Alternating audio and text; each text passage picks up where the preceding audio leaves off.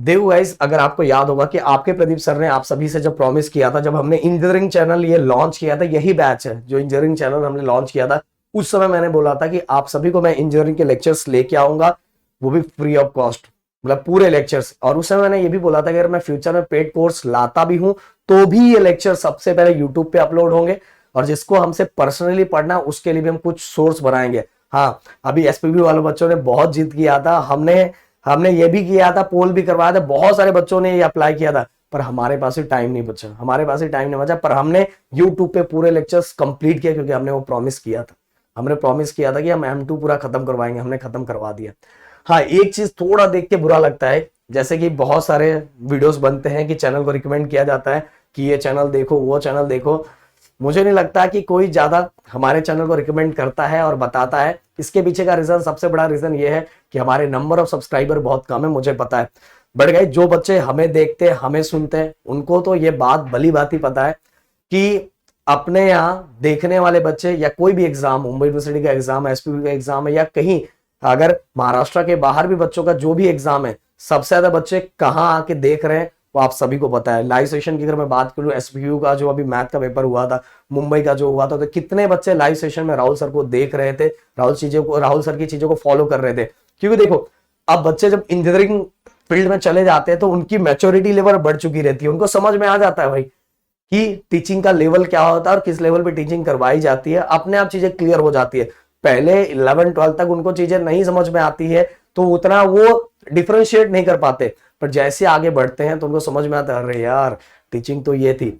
आपने देखा होगा कि इतना हार्ड हार्ड टॉपिक, इतना हार्ड हार्ड टॉपिक जो यूट्यूब पे भी बना हुआ नहीं है, वो राहुल सर ने बहुत सिंपल तरीके से आपको बना के पहुंचा दिया। इवन गाइस, अगर हम चाहते तो बस हम एक एक टॉपिक डाल सकते थे, बच्चे फिर भी आते देखते, पर आपने देखा होगा कि हमने सिलेबस को एकदम लिंकअप करके, एकदम एक के बाद एक के बाद एक करके ऐसे आपको प्रोवाइड करवाया है, जो इंजीनियरिंग में ना के बराबर कोई नहीं कर सकता। अगर मैं सही बोल रहा हूं, यही मैं ऑफलाइन में पढ़ाता ना, तो भाई एक फॉर्च्यूनर लेके घूमता आराम से, एक फॉर्च्यूनर तो आराम से आ जाता, एक क्या दो फॉर्च्यूनर आ जाता। बट फिर भी जो मैंने प्रॉमिस किया था वो मैंने आप लोगों तक पहुंचाया आराम से। अरे फॉर्च्यूनर क्या, फरारी लेके घूमेंगे, अगर बच्चों का प्यार रहा तो, बहुत ज्यादा प्यार रहा तो कोई टेंशन नहीं है। पर जो हम वादा करते हैं, वादा पूरे करने का गट्स होना चाहिए, और वो मैं पूरी ईमानदारी से बोलना चाहूंगी, मुझे ऐसा लगता है कि मैंने पूरा कर दिया। M1 करवाया, M2 करवाया, अब बारी आ रही है M3 की। पर मैं आम सभी से ये बोलूंगा, देखो मुझे किसी से कोई ये नहीं है कि आप कोई रिकमेंड करे ना करे, पर मुझे आप लोगों से, आप लोग पे पूरा हक है। जैसे आप लोग बोलते हैं सर ये करो वो करो, सर ये चाहिए वो चाहिए, आपको हमारे ऊपर हक है तो हमारा भी हक आप पे है। मैं आप सभी को यही बोलूंगा कि अपने कॉलेजेस के ग्रुप में, और मुझे पता भी है कि आप लोग पहुंचा भी रहे हो, फिर भी जहां तक नहीं पहुंचा, फर्स्ट ईयर के बच्चे आ रहे हैं, मैं आप सभी से रिक्वेस्ट करूंगा, आपका इंडक्शन सेकेंड ईयर वाले ही करेंगे। तो जितना हो सके, अगर एक लाइन प्रदीप गिरी एकेडमी के लिए भी बोलोगे, तो अगर वीडियो मेरे तक पहुंचेगा तो सही बोलो, दिल से बहुत अच्छा लगेगा कि मैंने जो काम किया कहीं ना कहीं बच्चों को अच्छा लगा। थोड़ा मतलब कहीं फीलिंग, मतलब जो कनेक्शन है वो दिल से कनेक्शन बना रहा, तो ये थोड़ी फीलिंग आएगी। तो प्लीज मैं रिक्वेस्ट करूंगा, मैं चाहूंगा कि महाराष्ट्र के कोने कोने या इंडिया से जो मतलब महाराष्ट्र के बाहर के जो बच्चे देख रहे हैं, इंडिया के कोने कोने से अपने चैनल को फॉलो किया जाता है, तो मैं आप सभी को बोलूंगा, इंडक्शन जो अभी होने वाला है फर्स्ट ईयर वालों का, फर्स्ट सेमेस्टर में जो आने वाले बच्चे, तो उनके लिए अगर आपको मौका मिले तो जरूर प्रदीप गिरी एकेडमी के लिए एक लाइन जरूर बोलना कि आपने उससे क्या सीखा, और हो सके तो वीडियो जरूर मुझे भेजना, मुझे बहुत अच्छा लगेगा। अब बात करते हैं M3 कैसे स्टार्ट करें। देखो गाइस, अब M2 में M1 M2 हो चुका है, आपका फर्स्ट ईयर सबका सेम था, बट M3 में एक बहुत बड़ा टास्क ये हो जाएगा कि बहुत सारे कोर्सेज के लिए मैथ के जो मॉड्यूल है वो अलग हो जाएंगे। हाँ, स्टार्टिंग के तीन एटलीस्ट सेम रहेगा और बाकी चेंज होगा।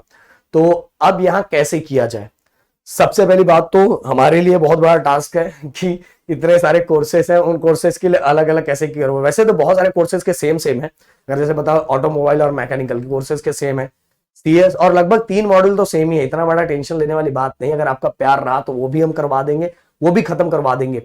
अभी एसपीबी वाले बच्चों से जब उन्होंने बहुत सारे मैसेजेस हमें आने लगे कि सर लास्ट के 1 महीने में आप क्रैश कोर्स लाओ, आपने सिलेबस कंप्लीट कर दिया, बट हम आपसे पर्सनली भी पढ़ना चाहते हैं जिससे हमारा और स्कोर अच्छा आएगा।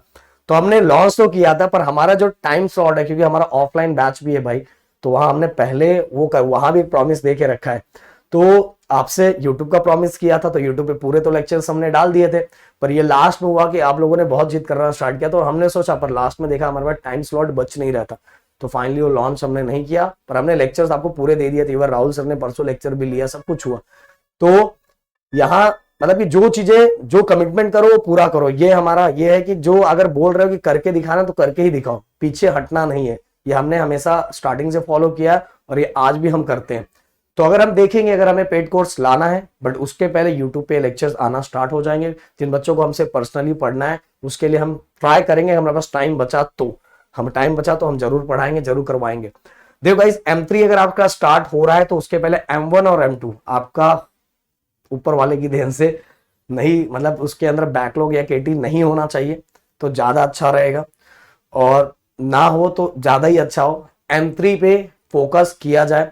और पहली बात तो आप लोग सबसे बड़ी गलती यही करते हो, देखो लास्ट में आपको तो मोटिवेट मुझे करना ही रहता है, बट अब स्टार्टिंग चल रहा है तो मुझे आपकी गलतियों को भी बताना पड़ेगा।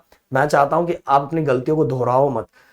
अगर मैथ स्टार्ट करें, कोई भी न्यूमेरिकल सब्जेक्ट होता है, सॉल्व करने वाला सब्जेक्ट रहता है, तो उसमें हमें डेली प्रैक्टिस करने की जरूरत पड़ती है।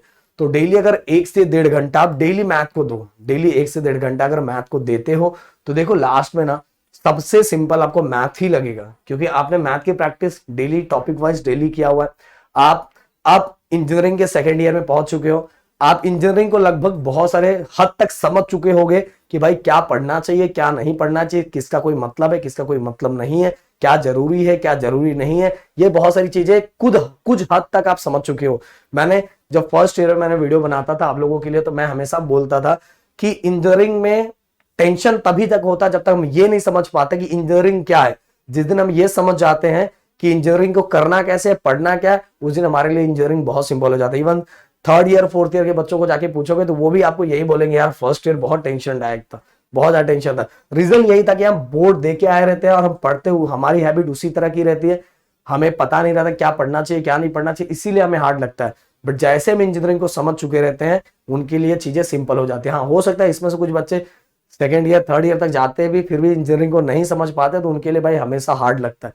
बट वो समझ चुका रहता है कि भाई क्या पढ़ना चाहिए क्या नहीं पढ़ना चाहिए, किसको फॉलो करना चाहिए किसको फॉलो नहीं करना चाहिए, वो सभी चीजें क्लियरली समझ जाएगा, तो उसके लिए मैथ एकदम सिंपल हो जाएगा। और मैथ के लिए गाइस डेली टारगेट बना लो, डेली प्रैक्टिस करना स्टार्ट करना है, डेली करना है। अगर अब मुझे देखना है कि यहां तक कौन बच्चा सुन रहा है। वैसे तो जनरली मैं बहुत बड़ी बड़ी वीडियोस नहीं बनाता, आपको पता है मैं कम टाइम में ही जो मुद्दे की बात होती है वही करता हूं, बिना मतलब कि इधर उधर की बातें नहीं करता। पर आज बहुत सारी चीजें तो इसलिए मैं आपसे डिस्कस कर रहा हूं, आपको बता रहा हूं। तो आप में से कौन से ऐसे बच्चे हैं जिनके कॉलेजेस स्टार्ट हो चुके हैं और यूनिट टेस्ट कब है? जैसे अगर पुणे की बात करूं तो पुणे का तो अभी तो एग्जाम ही चल रहा है बेचारों का, एंड सेम एग्जाम चालू है।